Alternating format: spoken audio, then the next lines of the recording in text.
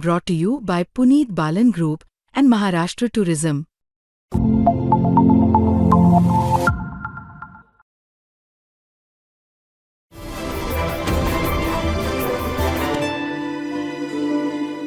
याचा फॉलोआउट म्हणून जे काही झालेलं आहे त्याच्यानुसार तुम्हाला असं वाटतं की हे एकत्र निवडणूक लढवतील वगैरे महानगरपालिकेच्या निवडणुका? कारण शेवटी राज ठाकरे तुमच्या बरोबर होते लोकसभा निवडणुकीमध्ये, तुमचे जवळचे मित्र आहेत आणि या सगळ्या गोष्टी, तर ते होतील एकत्र असं वाटतं का? तुम्ही एक शेवटचा प्रयत्न करून बघणार आहात? नाही, मैत्री आपल्या ठिकाणी आहे, पण त्यांनी त्यांचे पॉलिटिकल निर्णय त्यांना जेव्हा पाहिजे तेव्हा तसे निर्णय घेतले आहेत. त्यामुळे त्यांना एकत्रित व्हायचं असेल तर एकत्रित होतील, वेगळं लढायचं असेल तर वेगळं लढतील. आम्ही मैदानात उतरलो, एकत्रितपणे आम्ही उतरलो. सगळ्या महानगरपालिकांमध्ये शिवसेना भाजप युती दिसते नाही. आम्हाला. सगळीकडे होईल असं मी आज दावा करू शकत नाही. मुंबईमध्ये 100% करू. प्रयत्न आहे सगळ्या मोठ्या महानगरपालिकांमध्ये करण्याचा. काही ठिकाणी होईल, काही ठिकाणी होऊ शकणार नाही. काही ठिकाणी आमचं संख्याबळच एकमेकाचं असं आहे की त्या ठिकाणी करणं शक्य नाही आहे. त्याच्यामुळे शक्यतोवर जिथे जिथे शक्य आहे त्या ठिकाणी आम्ही महायुतीने सामोरं जाऊ. आणि मी आज विश्वासाने सांगतो की या निवडणुकांमध्ये महाराष्ट्राची जनता कौल आमच्या बाजूने देईल. म्हणजे पुन्हा एकदा 2017 सारखं खिशातले राजीनामे, वाघ, सिंह हे सगळे आम्हाला बघायला मिळणार आहेत. त्याची तयारी आम्ही सुरू केली पाहिजे. महानगरपालिका निवडणूक तुमच्याकरता एंटरटेनमेंटचा काळ येतो आहे.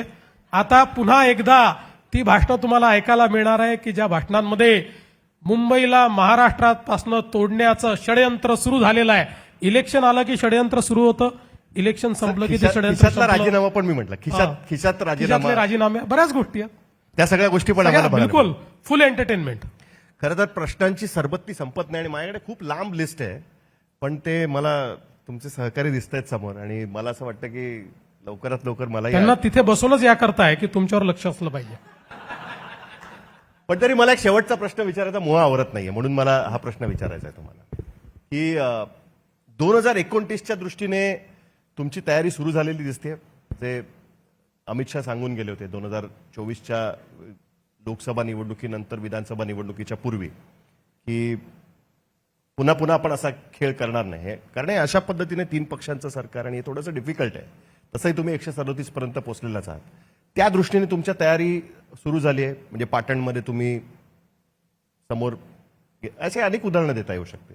तशी तयारी सुरू झाली असं आपण म्हणायचं का? तशी तयारी आत्तापासून करण्याची आवश्यकता देखील नाहीये. शेवटी राजकारणामध्ये प्रत्येक पक्षाला वाटतं की आपलंच सरकार आलं पाहिजे.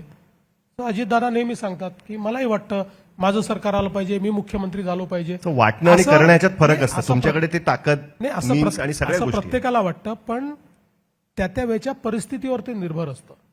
त्यामुळे मला असं वाटतं की आमचा प्रयत्न हा 29 मध्ये हाच राहील की जे मित्र प्रामाणिकपणे आमच्यासोबत असतील त्या मित्रांना सोबत घेऊनच आम्ही पुढे जाऊ.